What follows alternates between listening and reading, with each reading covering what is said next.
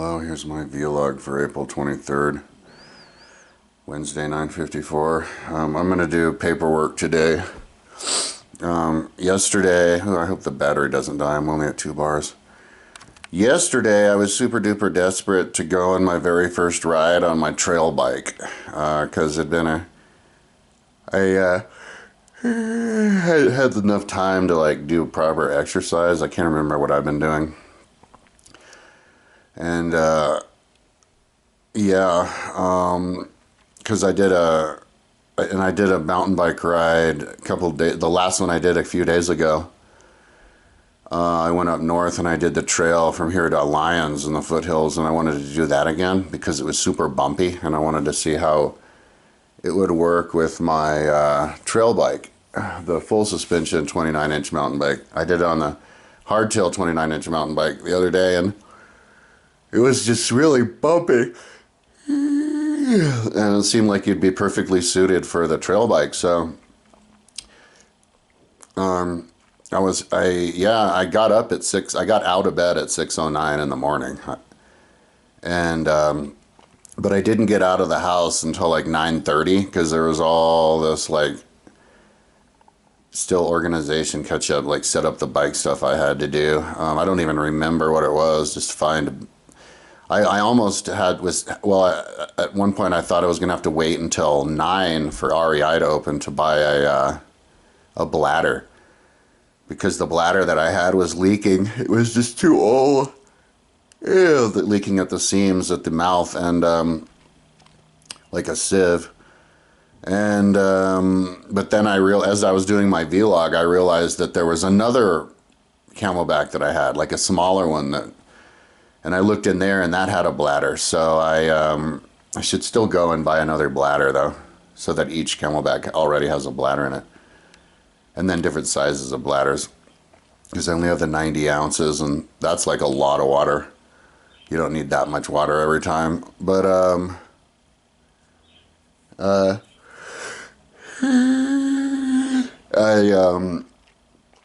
so then I got out and I was riding, and I was like, oh, this is cool and everything, and on the trail, on the same trail going out. But then all of a sudden, right as I was leaving the city limits on this climb, on like the first climb, second climb, the pedal was wrong on a stroke, and then the pedal was really wrong on a stroke, and I looked down, the thing was falling out. So I was like, what? So I tried to like I think I screwed it with my fingers back in a little, enough to be able to pedal it back to town. And it was downhill, luckily, so I didn't really have to pedal that much. And I looked at it, and it looked like there was a crack in the crank, and the threads were like all fried, and like there was no way I was going to be able to screw it back in. And I don't know how that happened, because I have a pedal wrench, and I would have tightened them up real good. So how could it have unscrewed itself all the way in just 4 miles? Because the whole ride was like 8.5 miles. So I was baffled by that. So I was like, this crank is ruined. So I went down I called Boulder Sports Recycle. They said they have cranks. So I went down there, but they only have road cranks. Only the 2 chainring cranks, and then the single chainring modern mountain bike cranks. So they didn't have what I wanted. I saw SRAM Ultimate hydraulic brakes there, mountain bike hydraulic brakes, for $200. So those are like, I think, the ultimate, like the absolute top of the line, like SRAM brakes. And like in September, and then they take it down to 85, but then in September they'll go down to $14. That's how much I got my SRAM R hydraulic brakes the other day, that I'll put in on one of my bikes whenever you're around to it. But so it's a fun little game. Maybe I'll go on a ride like on September 9th, and at least that's what I remember. I should have taken a photo and see if they're still there, dude, and buy them for $14. I should go in there from time to time and just take photos. I don't know if they allow that, but just go around and take photos of all the stuff, the really expensive stuff that'll get super cheap on a certain day, and then go in on that day and see if I can get it. at that price. Yeah. And then I'm also, I want a BMX trick bike, but so I can go and see if I out here. Yeah, they had BMX bikes, but only little kids. Those are the only ones that are being sold for really cheap. But like that'd be, I mean, there's so many tricks you can do. Like you do a bunny hop and you flip the handlebar around 360 degrees. I want to see if I can do that. I've never done that before. I've never had a bike that could do it, that was equipped with those little, the thing on the front that makes it so it can spin around forever as many times as you want. But um yeah, so they didn't have them. So then I drove up to Boulder Sports Garage because they were fixing my front hydraulic brake of my gravel bike, and I showed him the bike, and he's like, "Oh yeah, dude, that's all whack. You should just go to Boulder or Community Bikes when they open on Thursday, and just buy one of their used cranks, because we don't have the tools for that, and it's hard, and it's like it looks too screwed." That's what I thought. It looked ruined. But he said Full Cycle used to be able to do that, had a tool to do that on the hill. I don't know if the Full Cycle here does. So I called Full Cycle, and they said that they did it. Oh no, the freaking batteries! Like, oh my god, now I'm down to 1 bar. Jesus, I'm gonna have to edit this together. But yeah, so I went in there, and the guy, he used some special tool and rethreaded it and then screwed it in. He was like, "Yeah, luckily you didn't screw it up so much. It still works." And he didn't even charge me. And they also didn't charge me when they gave me the funnel to, and wants to fix something, yeah, to funnel at the top, because those are $20 each. I spent $40 the other day at University Bikes for those, but so yeah. And then I came home and I was like, why did that pedal come out? So I checked the left pedal and I tightened it, and yeah, it was tightened. I tightened it more, like as much as I dared, and then I even tightened my pedal just a little bit more. I could feel the threads are about to go out, so I didn't want to tighten it too much. But yeah, hopefully that'll last me, because it sucks to have a pedal fall out, like when you're far away from home. I mean, there's some like big ass rides I want to do, and the ride will be ruined if the bike breaks down on it. But like big ass ride, like a 300-mile mountain bike ride type of stuff. But yeah, there's this thing I traced. I want to know if it's possible to do it. But yeah, so the bike was ready, and I came home, but and by then it was like 12:30. And oh, and I also picked up my gravel bike at Sports Garage, and he fixed it. So I'm like, so there's nothing wrong?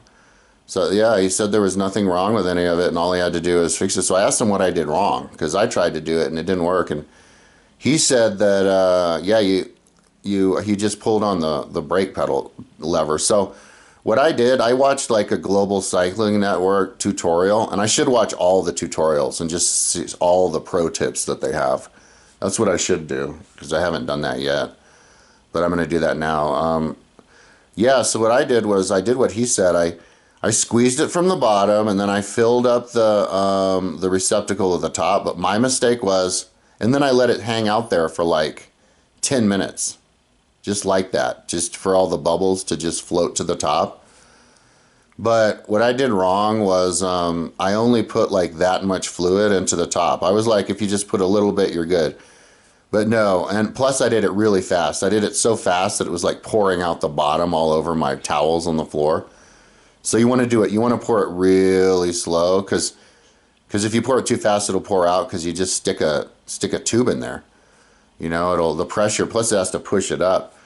So you have to push it in really slow, like so slow that it's not even leaking out the bottom at all. Really, really, really slow. And also when you push it into the receptacle at the top, don't just stop at the bottom. Push it so the receptacle's like almost full. So that it just has to keep pulling. And then constantly squeeze on the brake lever, because the brake lever, I guess, acts as a pump that helps pull it up, suck it up, and that'll suck up all the bubbles. And then when you unscrew it, stick the plunger in first and then suck it up. Because I was like sucking up like the scuba, the mineral oil around it, but I think I sucked it out of it from the top. So I created created an air bubble by sucking too much from the top, just trying to clean the receptacle before I unscrewed it. So yeah, if I do all that next time, I'll try to do all that next time and see if that gives it the pressure that it wants. But yeah, I mean, so then I came home and I was looking at the 12:30 and looking at the trail bike, and I'm like, so am I gonna like redo that ride again? And I was like, no, they kind of ruined the day for the trail bike, because I already tried on a trail bike. So I decided to do my ride yesterday on my gravel bike, because now the gravel bike worked. So I was gonna go down and explore the trails down there on the east side of Morgul Bismarck, between Highway 36 and El Dorado Springs, because I'd never even ridden those trails ever, because they weren't open when I was younger riding, and even though they've been open probably forever. But so yeah, I rode down there on the trails and the dirt trails, and rode up the trail to, which was pretty, it was kind of bumpy and rocky, but the gravel bike could deal it. And then I went under the tunnel, and then rode down that ditch trail, and I was like, oh yeah, pretty. It didn't take me long to realize, like, oh shit, these trails are for trail bikes. Like, see, that's what's fun about having so many different bikes, is because now when I go riding, I can always think to myself, okay, what bike is the best on this trail? And I've decided that the trail bike, like the hardtail 29-inch mountain bike, would have been the best bike to ride, because you can roll over. It's like all these rocks. It's like a 2-track. So generally, like a 2-track trail, you want a cross-country mountain bike, because it had all these rocks like as big as my fist or bigger, that I just had to dodge all the time, and that, you're always at risk of like getting a flat with a gravel bike, or just straight up breaking your wheels. Well, that was the main thing. Just tearing apart my tires and breaking, making my wheels go out of true, because I'm like 185 pounds on top of that. I'm like 20, 30 pounds heavier than your average rider, just because I'm fat.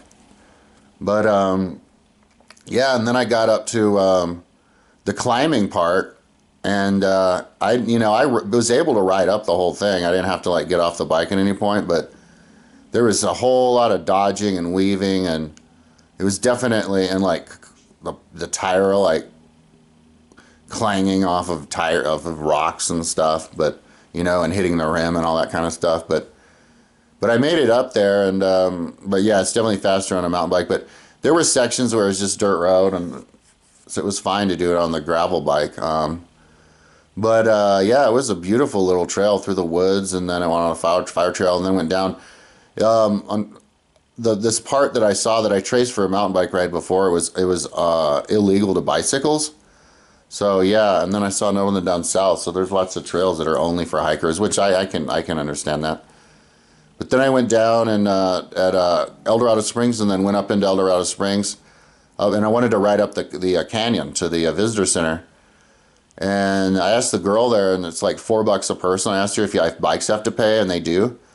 But she said that all I have to do is get like a park and recreation pass for my car, and then all I have to do is take a photo of like my car registration, and I can use my car registration when I'm on my bike to do it for free. So, but she let me go up there for free anyway. So I rode up, and I saw this cave on the right. I want to take my mom there. But I went up to the visitor center and asked the guy if there was any other trails up there, because I saw a trail and I didn't see the sign that said no bikes, but he said no, just a dirt road. So then I came back down, and it was like pretty steep for a while, so it was a good little climb. I want to see if it's a Strava segment. But yeah, and then I rode back, and then I went back up the hill towards I was going to do Morgul Bismarck clockwise, because I did it counterclockwise the other time, Dirty Morgul. And so I rode up the trail, and that's another trail that's the same, like it's faster on a trail bike, and everybody up there's on a mountain bike. I'm the only one with a gravel bike on that. But a lot of sections, it was perfect for a gravel bike. It was like single track with that smooth single track. It was perfect. But I saw a turn that went down that I didn't do before, so I did that. So I did this other little leg that I'd never done.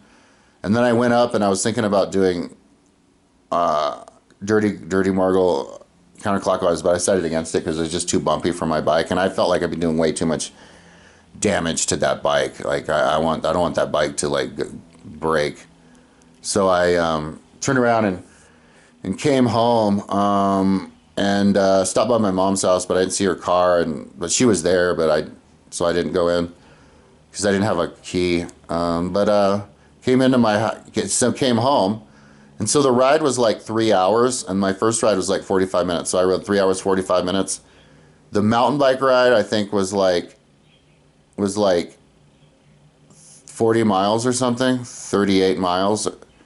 And then the first mountain bike ride was 8.5. So I did like 50 miles yesterday.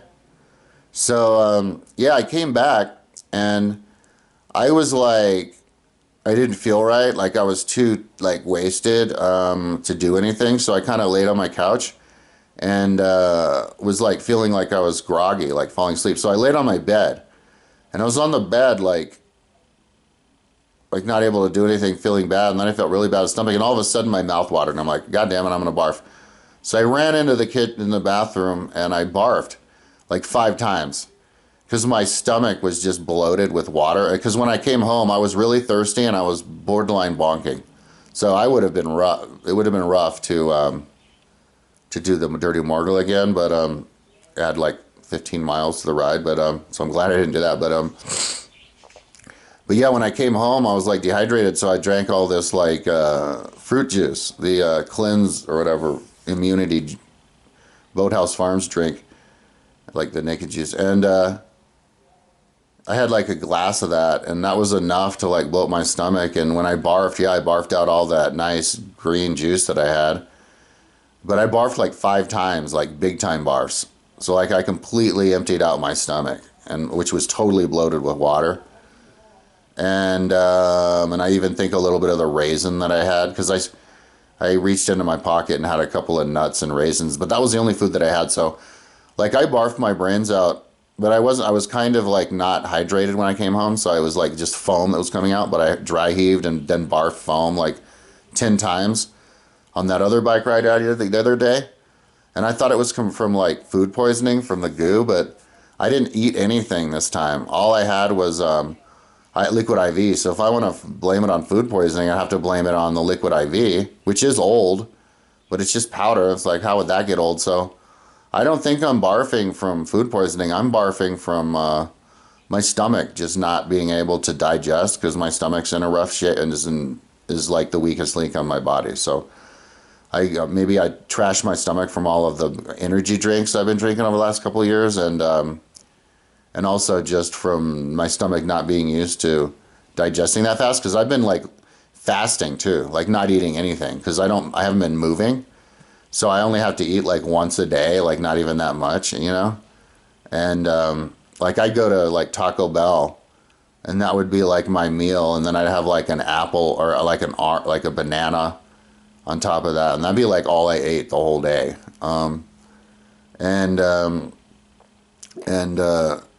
Well, not including, yeah, and including not with my energy drink. Yeah, so that must be what's going on, you know. I was just so wrecked. So that's fine, because, you know, I laid down and I didn't do anything the rest of the day.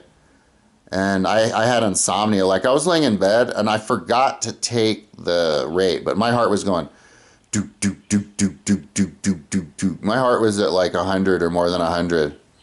Just laying in bed like most of the night until like I don't know. I was probably up until like, I didn't look, but I was probably up until like 3 or 4 in the morning, just laying here with my heart going doosh doosh doosh doosh. So I did go to sleep. I don't remember any dreams, but I did sleep, and then I kind of slept in. So it's like, what time is it? But I didn't sleep that much. It's good. It's 10:14. So yeah, so today is going to be, because I don't have to exercise, so that's cool. Oh, one thing I was doing last night was I was stretching. You know, you can stretch in bed. Like, you can lay on your stomach and have your legs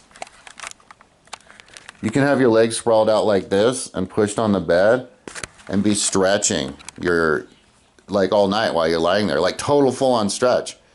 And then my bed, I can pull down and hold onto the frame, the metal frame that this mattress is on, and just stretch my arm back and stretch my hair, because my shoulder is really sore and tight and sore. Like I'll need a shoulder replacement. You hear about people having hip replacements, it's probably because it's what happened with me. Like their hips get so tight and then they just break. And yeah, my hips are like so tight. There's another stretch that I can do at night. It's this. So you just like that. You just hook the leg over and you just relax into it. And that's a hip stretch. And you just lay like that all night. Like if you do that 8 hours and freaking 8 hours a night, like maybe I'll be able to do the splits. Cause like I want to be able to kick as part of my exercise, I want to be able to kick my Bob dummy in the head. And he's set to maybe like 5'7".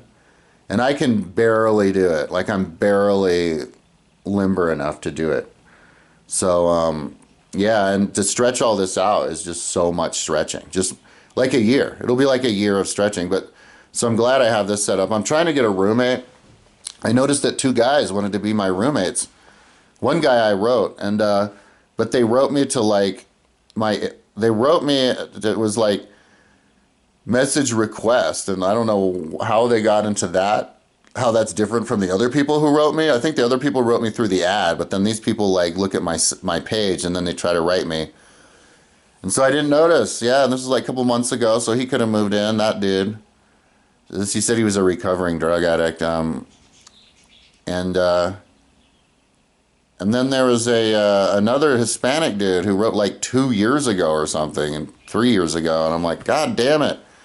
So now, because I did know that section was there, but I thought it was just covered with a bunch of spam, like hundreds and hundreds of spam, and I just didn't bother to look at it.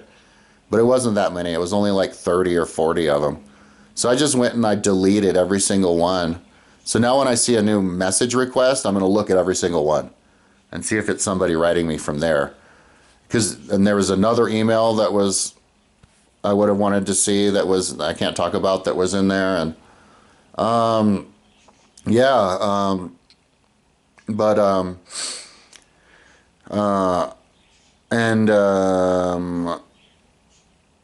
yeah, another thing I should do, maybe if I could do, if I have, oh yeah, and I was listening to Polybius. So I'm trying to get through, Plutarch. I'm trying to get to Plutarch Moralia, which is a huge book.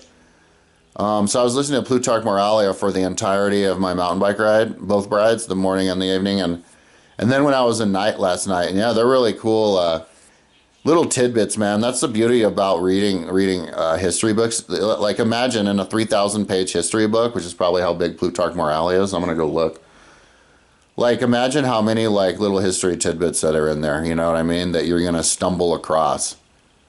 Like there's one example, he was talking about how there's leaders who don't like it who are like narcissistic, and they don't like it when people around them are better than them at anything.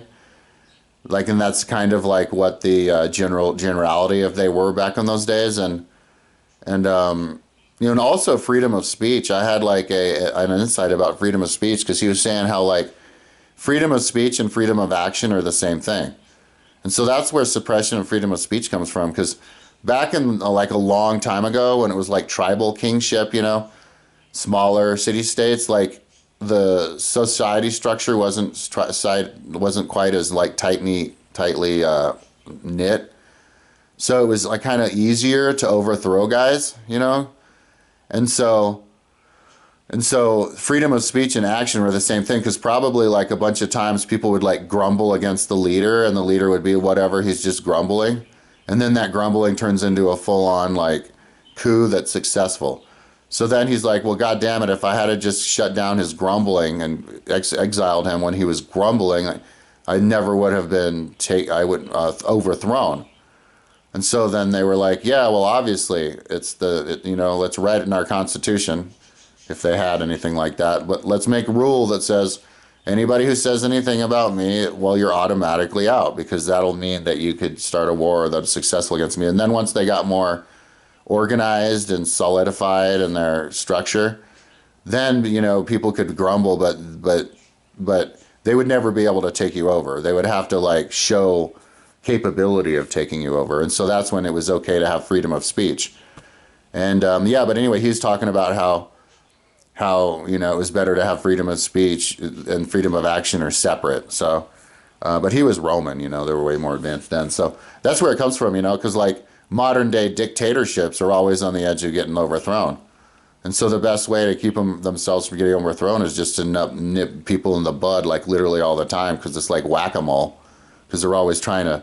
So you can't have freedom of speech, and if you did have freedom of speech, you get overthrown. So, like a legitimate government is the only one that can actually handle freedom of speech. So if you don't have freedom of speech, you basically know that you don't have a legitimate government, and that's probably why Trump is like trying to suppress it, because he knows he's not a legitimate government. So anyway, but the other insight was like, yeah, there's people who are narcissistic leaders who don't want to get beat, and he's like, except for Alexander. So apparently Alexander did a running race with the runner, like a guy who was famous for running, like the champion runner, and the runner was letting him win, and like Alexander chewed him out for doing that, because what Alexander wanted to know was how fast he was compared to the fastest runner. He was just trying to test himself, and now the data got skewed because this asshole is like letting me win because he thinks that's what I want, which is also an insult because he thinks that I'm one of these like narcissistic motherfuckers. And, you know, it goes to show, like, if you're going to be like Alexander the Great and take over the whole world, you have to be a pragmatist and you have to be realistic and, you know who's the best at what and you know, realize and know that everybody else should realize that if you're the king, how can you possibly be the fastest runner? Because you're spending all your time, like, delegating and leading and stuff. You're not out there running, training. So, you know, back in those days, people didn't really, a lot of, like, narcissistic leaders, they didn't realize that, or people in general didn't realize that being a good runner and being good at something was because of practice, and they were more like of the opinion that it was because you're like magical and you're just generally better than everybody at everything, you know. So that was kind of interesting, just those little insights you get. But anyway, I'm going to do a video about that book when I'm done with the book. It's freaking huge. You know, that's why I want to be an enduro biker and have better endurance, you know, so that I can have the endurance instead of like barfing after a 3-hour ride. I could do like a 12-hour ride, you know, or a 15-hour ride and get that whole book taken care of in one go, right? Because then you could do a book review way better because it's all fresh in your head. And yeah, so anyway, that was my day yesterday. Today, I'm going to fill out my DVR form finally. There's a lot of stuff I have to do. Fill out my DVR form, send it in, so I can get funding for those 2 classes I have to take to be a kindergarten teacher.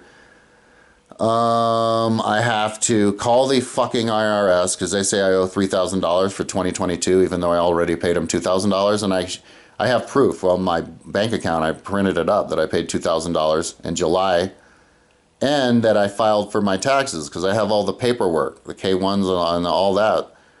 So they're just messing with me again, man. I'm the enemy of society. That's another way we don't really have freedom of speech in America. You'd get taxed out of existence by the IRS if you have websites and stuff.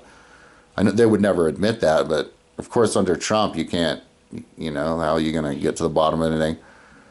So, and what else do I have to do? Those are the 2 main things. Yeah, if I do the DVR and the taxes, that would be awesome. So yeah, all day today I'm going to do that.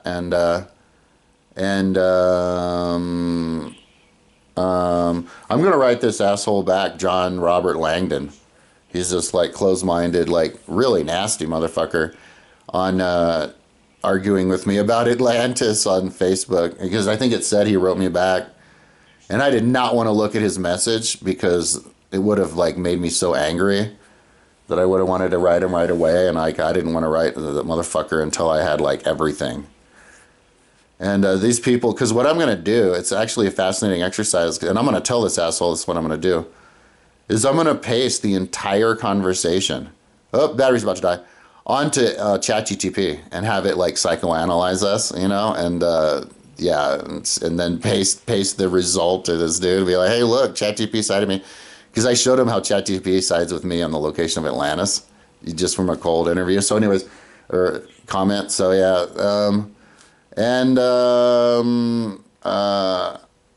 I think that's how I'm going to start off my day. And yeah, so that's what I'm up to. I might have my hands full with the whole taxes thing. And yeah, and so talk to you tomorrow.